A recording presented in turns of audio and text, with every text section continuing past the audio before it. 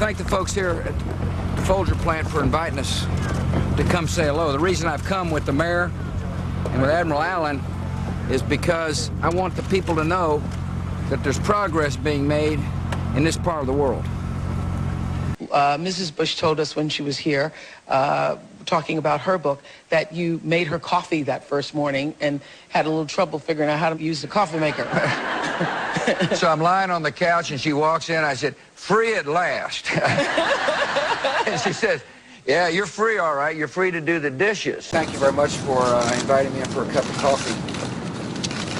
The Secretary and I share the concerns of our citizens, concerns about jobs, concerns about their savings accounts.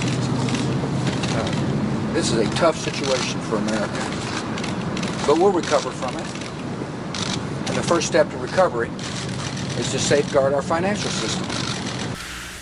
Very nice of him to call and to wish me well. I wished him a happy Thanksgiving. We agreed once the dust settles from all of this, we'd like to get together and to have a cup of coffee. Do you think that the stress related to this recount played any role in this health problem? I don't think so. I drink a lot of coffee, and both next to my bed in the White House and at Camp David, I had this coffee warmer.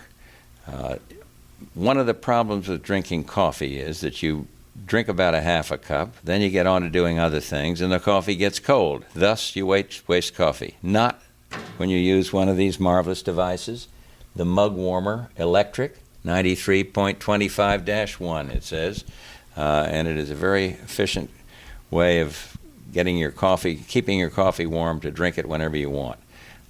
It's a fail-safe item. Everybody who loves coffee must have one. I'm a war president. I make decisions here in the Oval Office in foreign policy matters with war on my mind. Obviously, there's a report out tonight that 24 years ago, I was apprehended in Kennebunkport, Maine for a DUI. That's an accurate story. I'm not proud of that. I oftentimes said that years ago I made some mistakes. I occasionally drank too much, and I did on that night. I was pulled over. I admitted to the policeman that I had been drinking. I paid a fine, and I regret that it happened, but it did. You revived the whole issue that had been dormant for so long, the president's alleged cocaine use. And among other things, you write about a conversation you overheard in which the president suggested, at least according to your account, he doesn't remember whether or not he ever used cocaine. And then you write this, you say, "So I think he meant what he said in that conversation about cocaine. It's the first time when I felt I was witnessing Bush convincing himself to believe something that probably was not true, and that deep down he knew was not true, and his reason for doing so is fairly obvious: political convenience." I guess the question is, A, do you believe the president actually used cocaine as a young man many years earlier? And B, why revive that issue in your book right now? Well, I think it was a telling moment. It's not really an issue about whether or not he had tried cocaine in the past. I mean, if he had, it wasn't something that concerned me, and certainly it's understandable when it comes to an issue like that occurred years ago, that a politician is going to take that kind of stance. But the point I make there is that this transferred over into other areas. I think one of the most telling examples of that, now there were times when it was in private conversations with me on policy matters, and then there were other times when it was public. One of the most telling examples of that everyone saw, I think, was when he was talking about Iran, or the administration was, Iran pursuing nuclear weapons.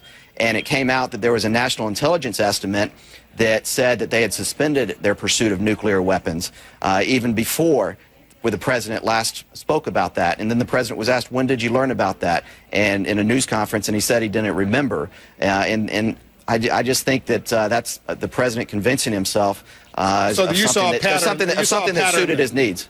When I was on the campaign trail with the president, and when it was such a vivid moment. When you talked to him about the cocaine use, right? I said, I thought to myself, how can you not remember that? But like I said, at the time, I didn't think it was that big of an issue, because what he did 20, 30 years ago, whether or not he did or not, was not the issue, but it was what he had convinced himself to believe. You write this: "In years to come, as I worked closely with President Bush, I would come to believe that sometimes he convinces himself to believe what suits his needs at the moment.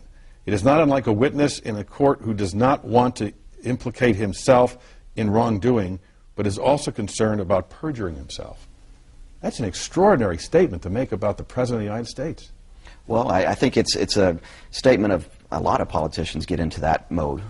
They come into this atmosphere, and I was talking about a very personal issue there that occurred years ago, and I think it's fine for something like that. It's understandable that I don't recall. But then when that transfers, that was his use of cocaine. That's correct. And I recount that story in the book when he says, told a supporter, I don't remember.